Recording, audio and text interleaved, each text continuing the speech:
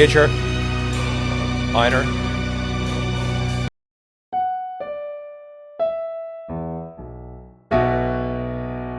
So we got, that's like a fourth, a suspended fourth in the B minor. Got an E at the top, which comes down to the major, D sharp. Briefly, back to the D, to the minor. So a little chromatic run. But what a journey that is. Hi folks, welcome back. Hope you're all keeping well.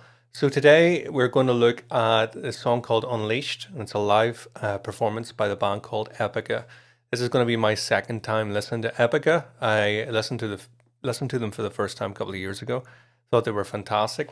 And this request comes in from one of my VIP patrons over on Patreon called Insolent Umbrella. Superb username there. They've given me just a very, very short blurb about this.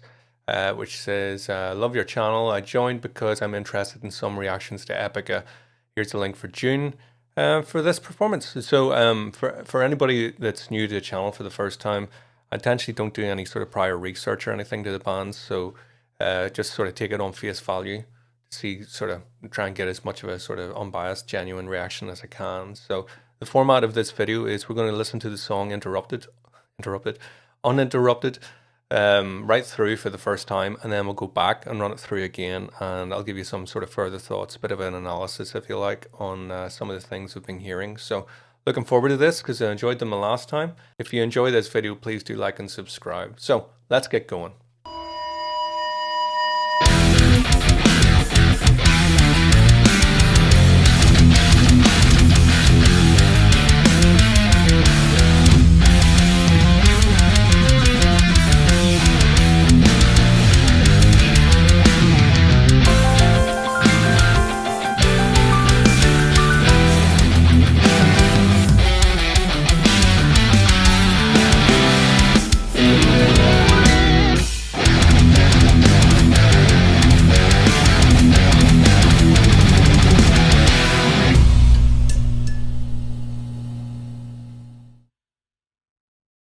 Go. Good evening. This is Unleashed.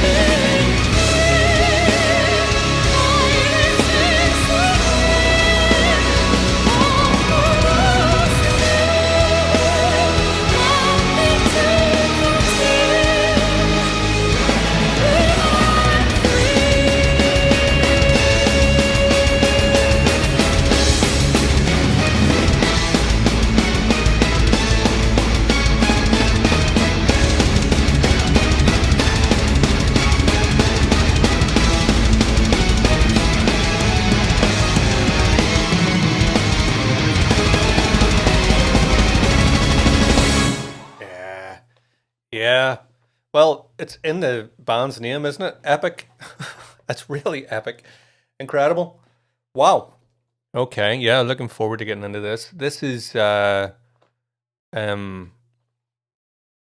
it's just like right up my street, everything about it, like heavily rooted in classical music. Obviously, the orchestra is there, so I mean that's kind of obvious. But even if the orchestra wasn't there, you can tell even just from the band themselves and the structure of the song and stuff like that. It's sort of heavily influenced by classical music, and I'm a classical piano player, classical piano teacher, and yeah, so that and plus all the heavy stuff. What's not to love? It's fantastic and brilliant performance as well, of course, and the voice of an angel, should we say?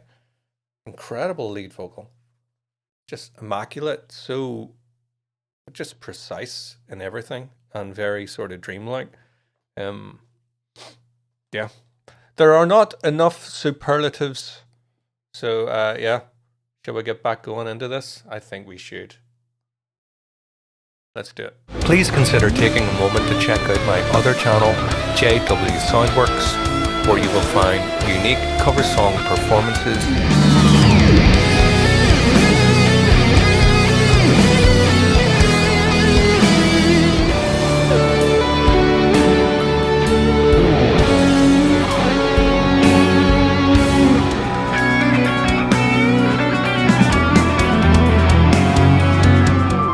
newly composed piano arrangements,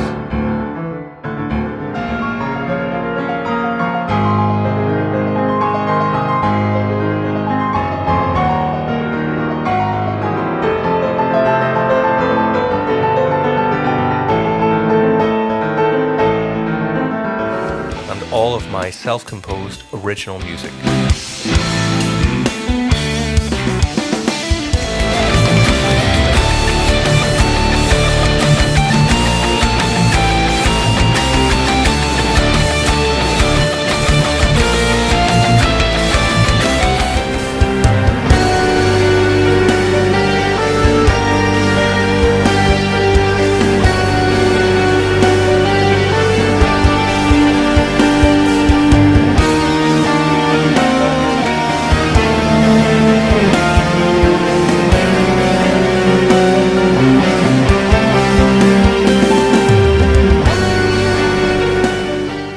Next song for the evening. This is Unleashed.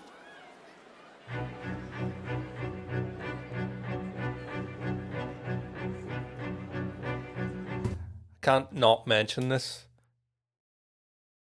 Show Must Go On by Queen. Very similar beginning, isn't it? Next song for the evening. This is Unleashed.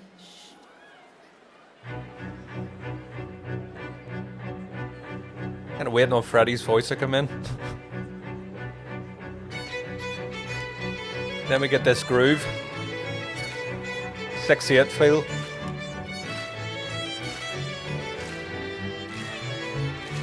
Let's see, what key are we in?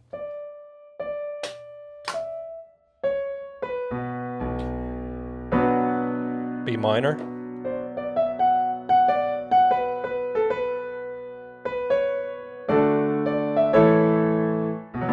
So B minor modulating to the relative major, which is D major, then up to the 5th from the D, which is the A, which is the 7th, pushing us back to the B. Lots of sort of diatonic chords and stuff like that used throughout.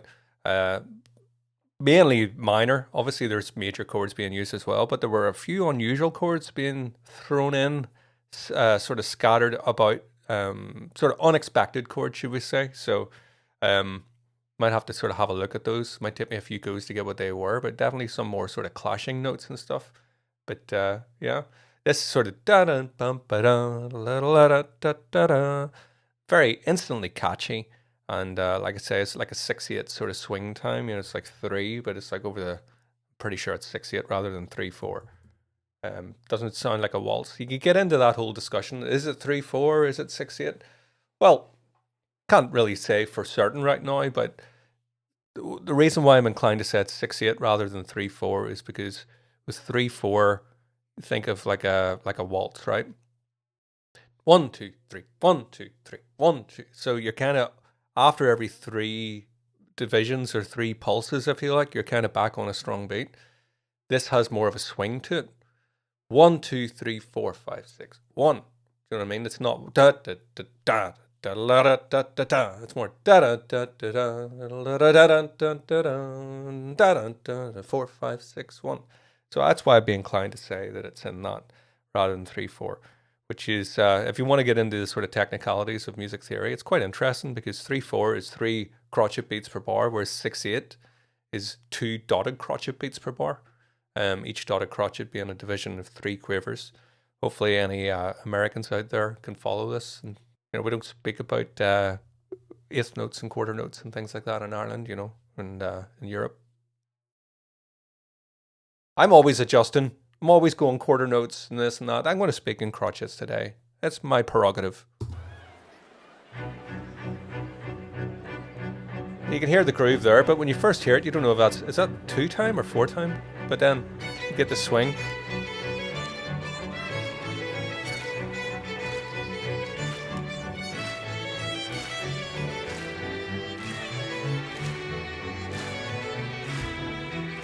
There's some nice, interesting sort of contrary motion things going on in the strings there. You can hear the violin.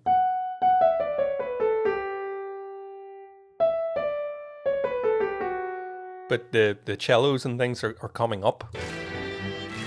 Bum, bum, bum, bum. So you get these lines moving in opposite directions.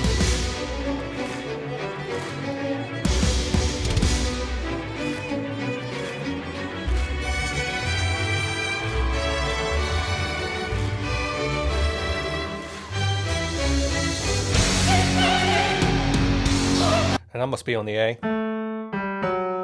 Actually, it's not. It's on the F sharp. Why did I say A? That's stupid. But it's because we're going around in 3s. B minor, D to A. You can tell it came in on the sort of unresolved chord. But if we're in B minor, of course, it comes in on the 5th, which is F sharp. Which is hanging unresolved until we get to B minor.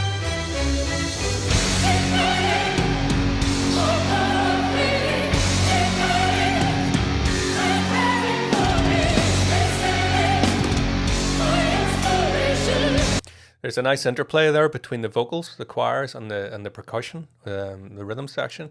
Da da da. Dun, dun. They're playing off one another in the space within the phrase.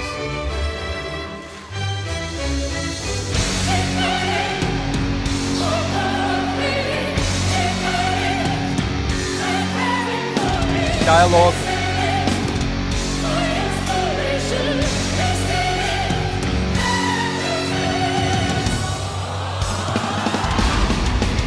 And there's the B minor, but actually there's an extra bar there to throw us off. It doesn't just come in. So I always appreciate that kind of thing because that's what I put somebody into, like a more sophisticated kind of composer. Whenever they don't just go da da da da da da, coming in on the one, it's da da da da da. Keeps things interesting and exciting. It's like, where are we going next?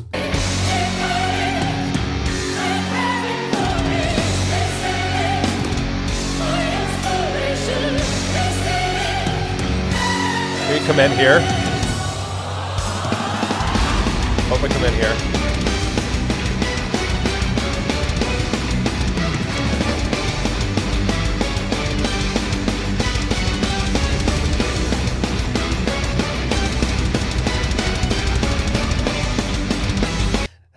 I don't think I've quite got the time signature shifts in this.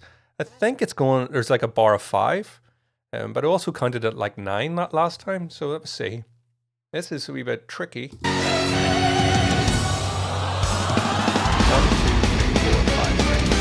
3, 4, 5, 6, 7, 8, 9, 1. Actually, it was 8 that time, which would make 1, 2, 3, 4, 5, 6, 7, 8, 1. Yeah, so you could count it straight through as 8, or you could count it as 5 and 3. 5 and 3 makes 8. Unusual.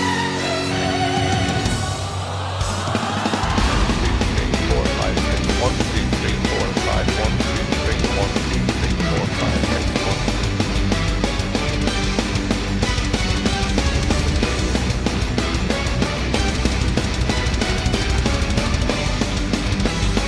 So for I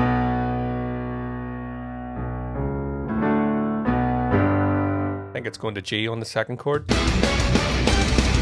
Yeah, it is.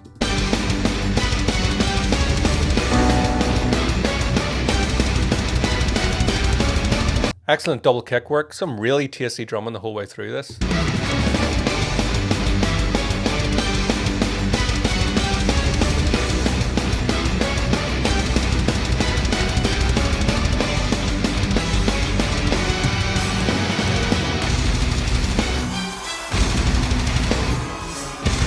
Do you hear how that sort of motif we talked about earlier on with the sort of interplay between the vocals and the rhythm section, or the drums, if you want to call it percussion? We've now got it between the orchestra and the drums. Can't explain it.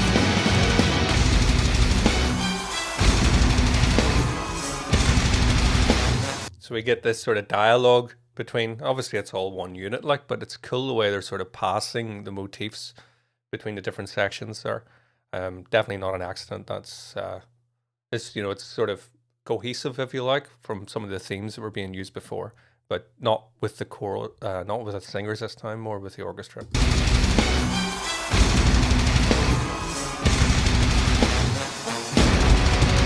The trumpets coming through there.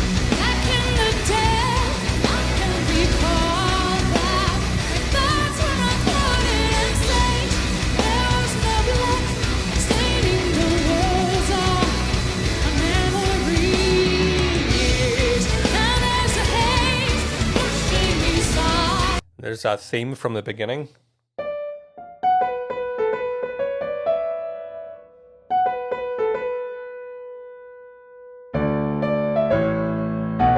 Something like that, isn't it?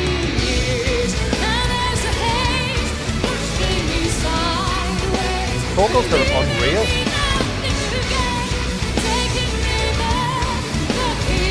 She sort of has this really, really powerful cutting voice that cuts right through everything, but at the same time there's a real fragility to it. You can hear that she's not always pushing. Even when she comes back and sort of sings something more delicately, it's still really, really captivating.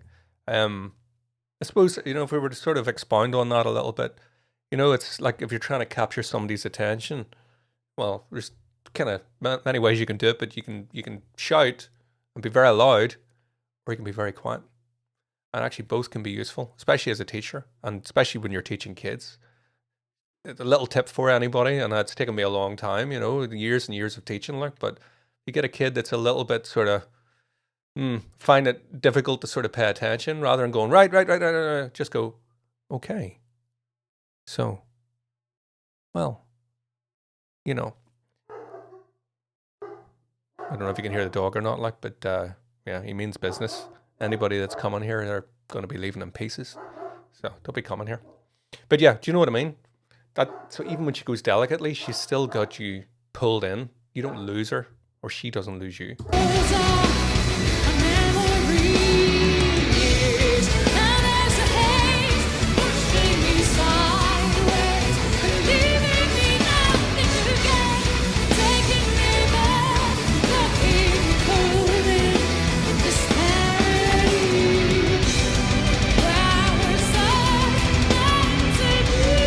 So what are we into? All minors. It's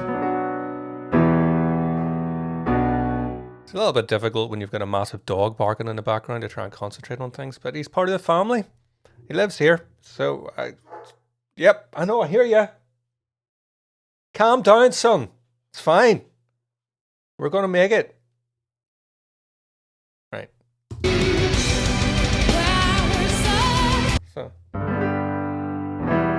So the G major to the E minor there.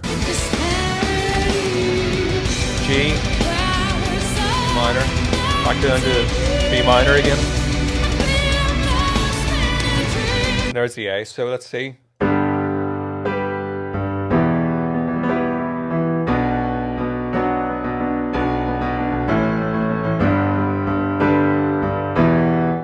But there's something unexpected coming, if I remember correctly. Beautiful.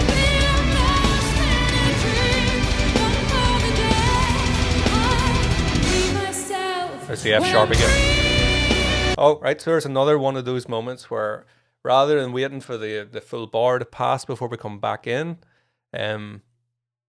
well, it's different.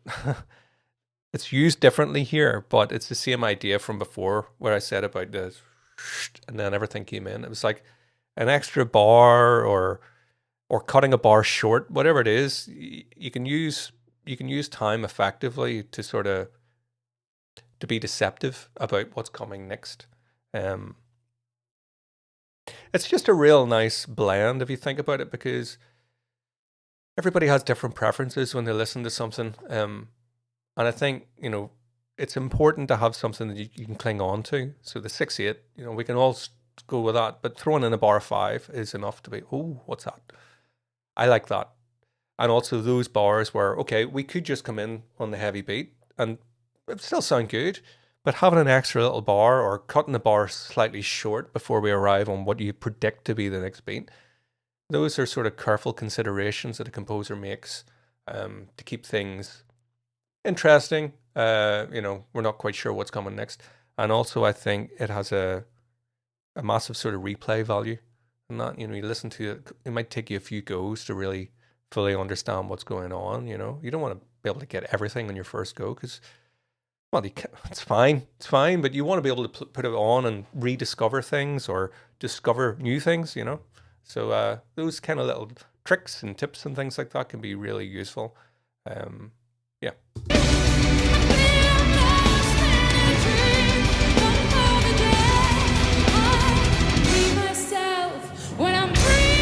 There.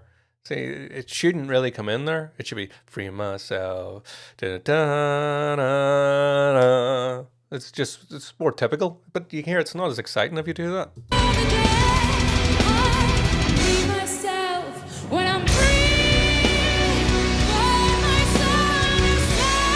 And to A,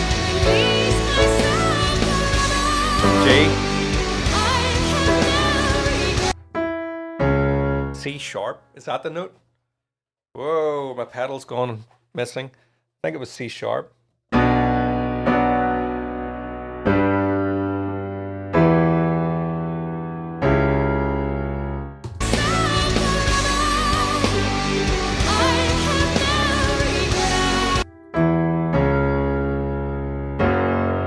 Which is part of the F sharp chord, but it highlights the C sharp. It's very dissonant sounding in that context.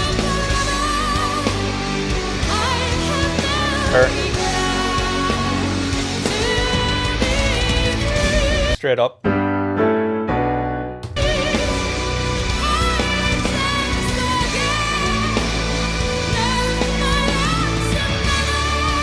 That's an unexpected. Is that the D? Slightly unexpected there.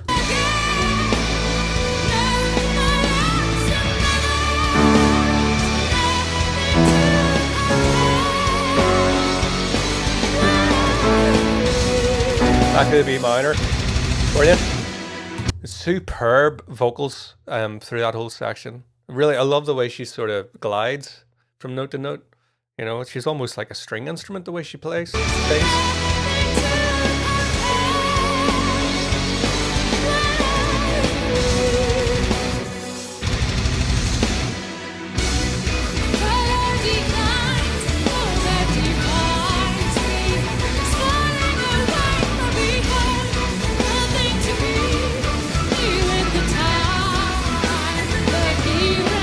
So, I stopped in the middle of a drum fill, sorry about that.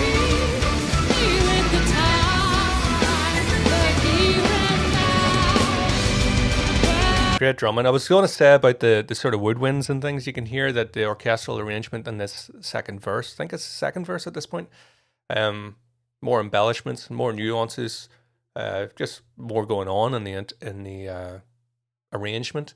But that's the same sort of thing I was saying to you before. It's it's unsurprising with the classical sort of influence and sort of nature of it. It's like when we come back round again, what can we do differently? But we want to keep it essentially the same because it's the same structure. But listen to those little swells. You can hear the flutes and different things in there. Lovely sort of little runs.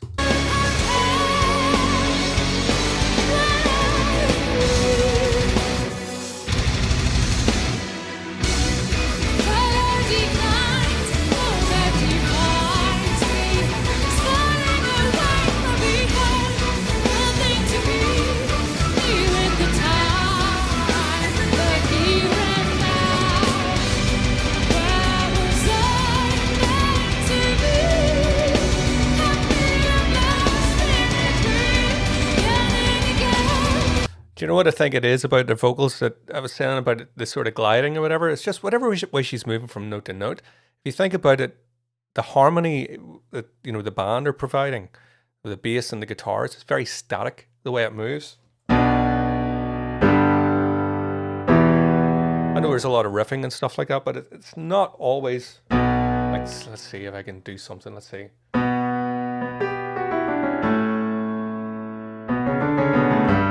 Something in the bottom, there's not a lot of melodic content moving around there.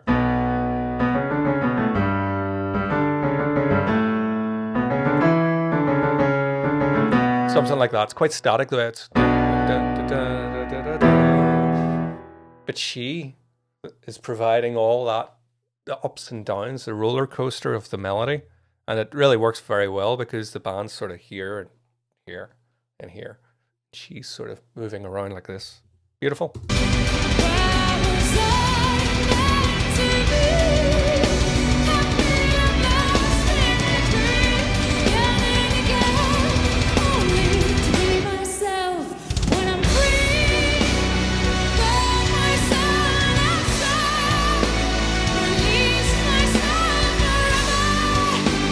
There's a cool thing there. I don't know if I picked up on that the first time through, but you hear the way the orchestra's motif comes in a beat behind.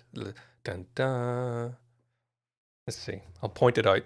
I've got a very sore arm this side, which I'm right-handed as well. I don't know if any of you's picked up on it at this point or not. I'm not really playing with my right hand that much. So I can only really point like that.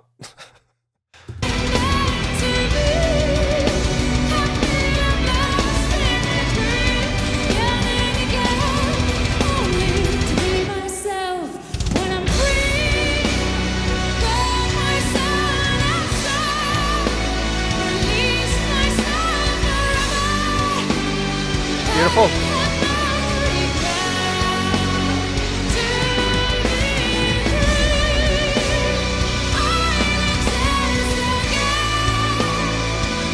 That's how you write a string arrangement or an orchestral arrangement. Obviously, there's more in the string players there, but the strings are what's really sort of catching my ear.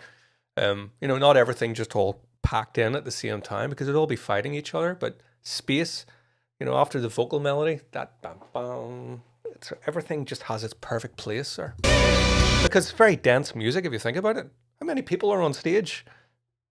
That's a lot of instrumentation, but yeah, we can hear everything very clearly. It's amazing. Very clever arrangement.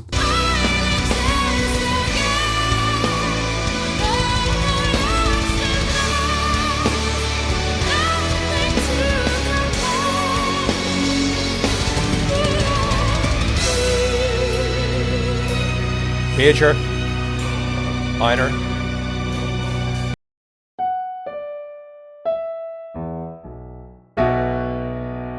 So we got, that's like a fourth, a suspended fourth in the B minor. Got an E at the top, which comes down to the major, D sharp. Briefly, back to the D, to the minor. So a little chromatic run. But what a journey that is.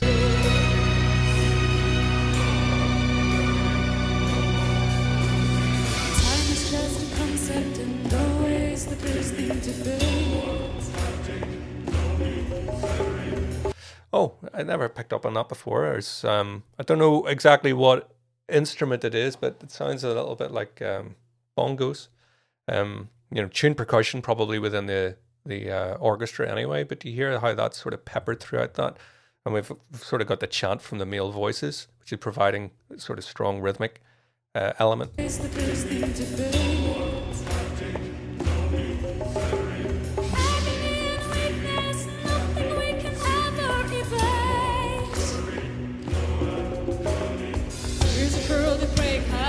The kick drum in.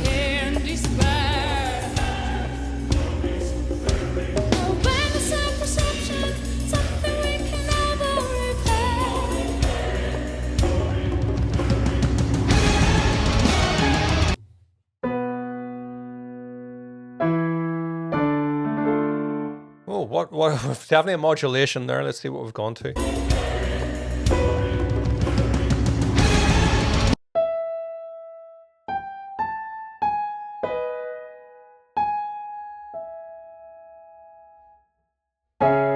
C sharp minor?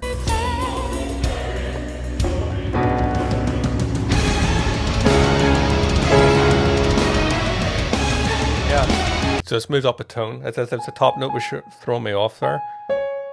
C sharp minor. So ever in B minor before? It's gone up.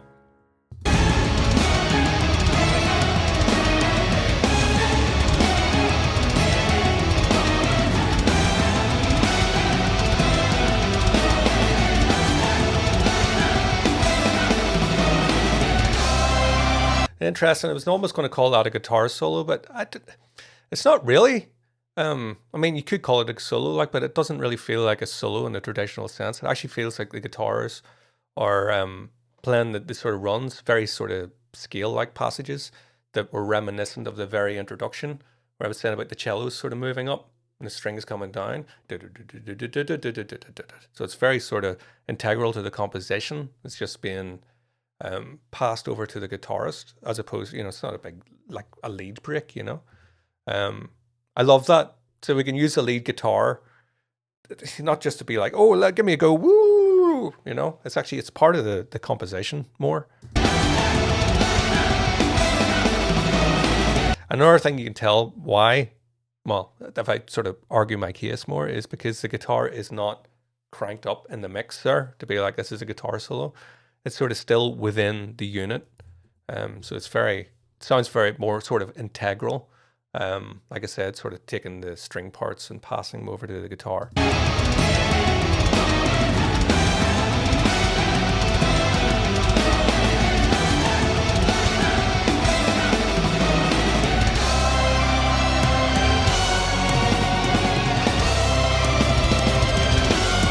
Very dark and epic kind of chords.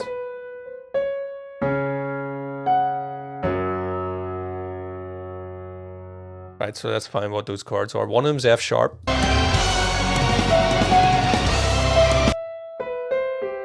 C.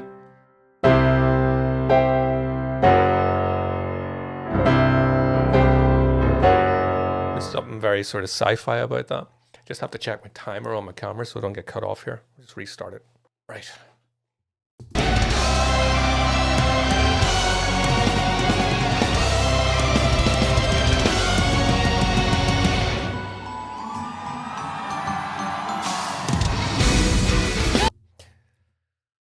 Oh, we got a little xylophone or something in there. That was cool. It's playing the same motif. Is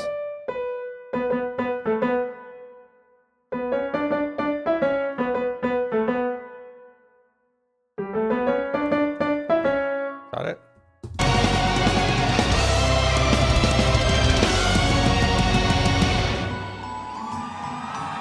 That was it.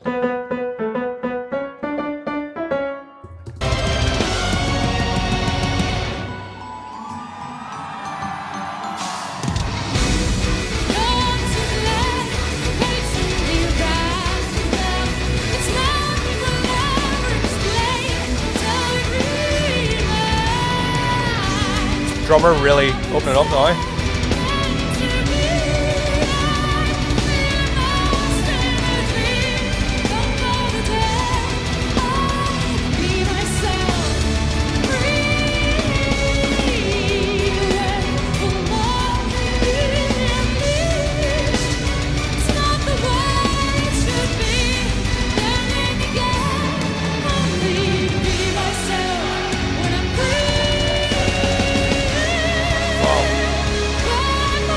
That's a clever modulation to bring us sort of back, is it?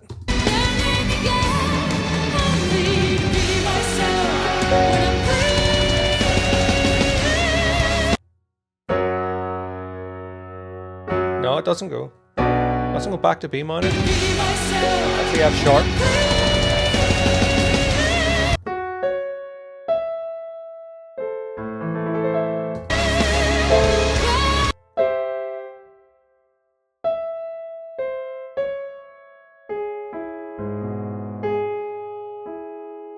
Is it back to the C sharp minor?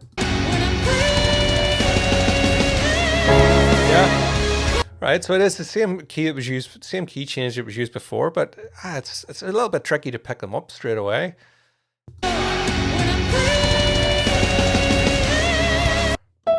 Because if you think about it, she's not singing the tonic note, so she's up on the E, which is the third.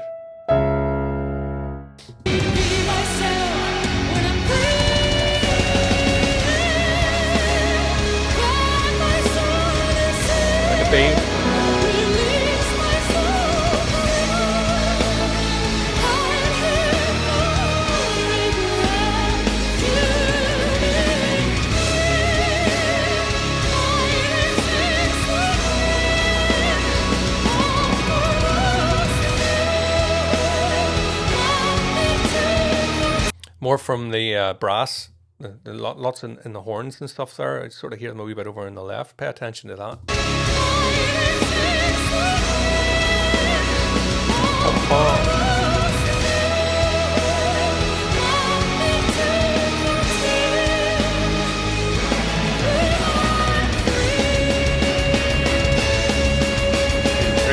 Five, 1, 2, 3.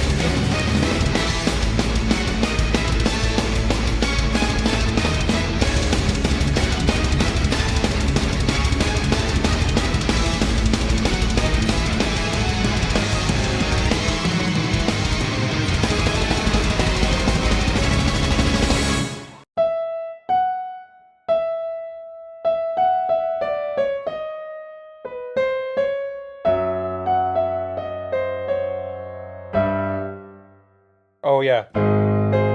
Sorry, I thought we were in B minor. Yeah, so it's in the G sharp.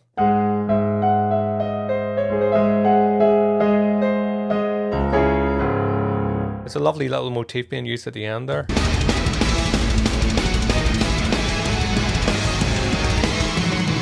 You hear the harmonies?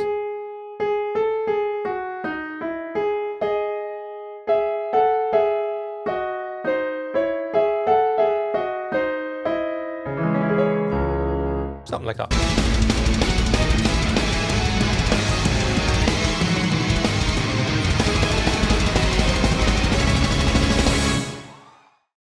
And even the way it ends, actually.